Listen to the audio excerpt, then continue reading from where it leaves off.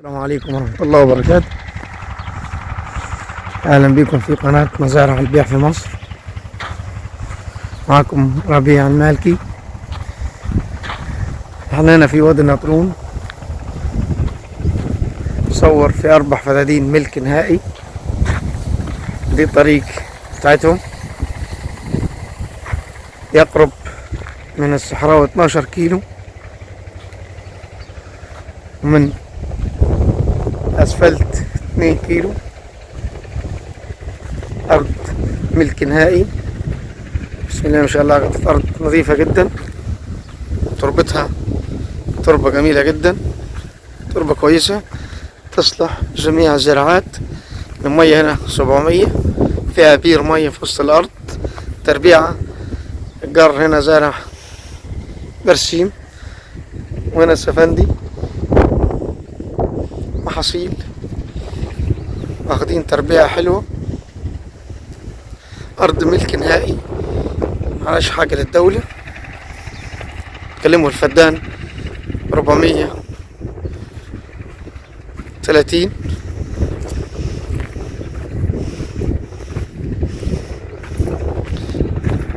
تربة بسم الله ما شاء الله، تربة كويسة، تزرع المحاصيل. الزراعات الحساسة اللي هي البطاطس، فاصوليا، السوداني، تمشي هنا. تربة بيضة، سهل أي جدر من الزراعات المحاصيل يمشي فيها، فيهاش أرض طفلة يعني. ولو حبيت تشجر تزرع الموز والعنب، المانجا، البرتقال والسفندي، المشمش، الخوخ، جميع الحلويات، جميع طبعا الموالح معروفة. هنا عاملين جنينة مانجا جار.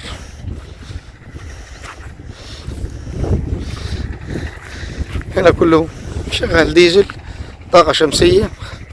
وهنا يكفينا طاقة شمسية 5 كيلو، تغطي لنا ال4 فدادين وربع. قطعة أرض قريبة في وسط قرية، وسط المدارس، خدمات القرية.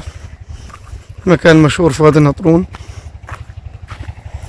الناس اللي طالبة مساحات صغيرة، 4 فدادين ملك نهائي.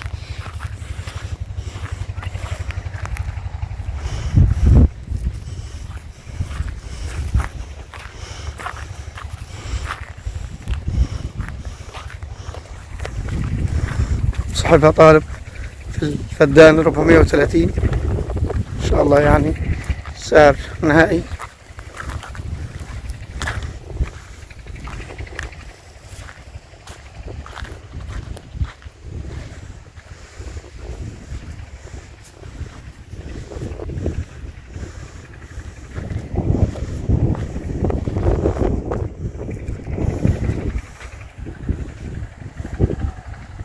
الشجر الكبير ده شجر مانجا.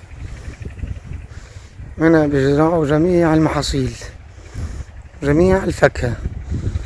تربة بسم الله ما شاء الله، تربة جميلة جدا، تربة حلوة، تربة تصلح لجميع الزراعات، تربة فوق الممتاز. صاحبها طبعا راجل كبير، ما عادش بيزرع، عنده قطعة أرض هنا قريبة منه زرعها زيتون. طبعا ديت ما عادش كان يزرع فيها محاصيل. دي الطريق بتاعتها.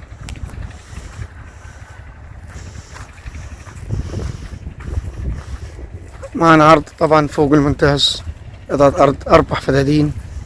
الناس اللي عاوزة مساحات صغيرة تعمل فيها مشاريع أو زراعة الفلاحة يعني.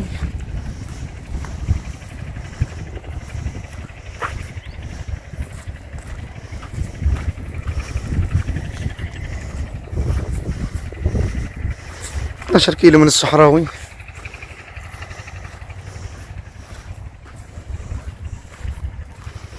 2 كيلو من الأسفلت. حبيت خدمات القرية،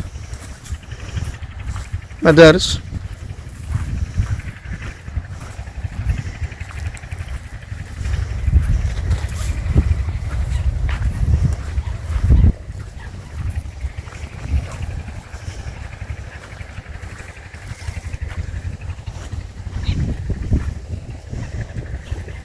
ده الجار، هي محددة نفسية.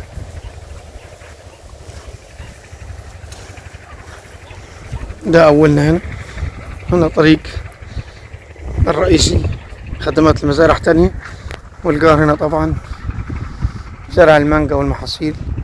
وآخرنا هناك مزرعة تانية. المنطقة ديت فيها مستشارين،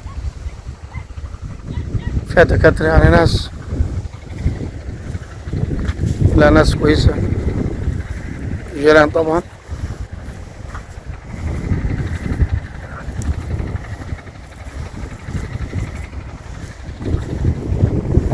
مكان مشهور، جو هادي، مكان نظيف، مكان آمن، أرض ملك نهائي. بتكلم في 430. فيها بير مية، مش محتاج غير الشبكة. فيها خط رئيسي.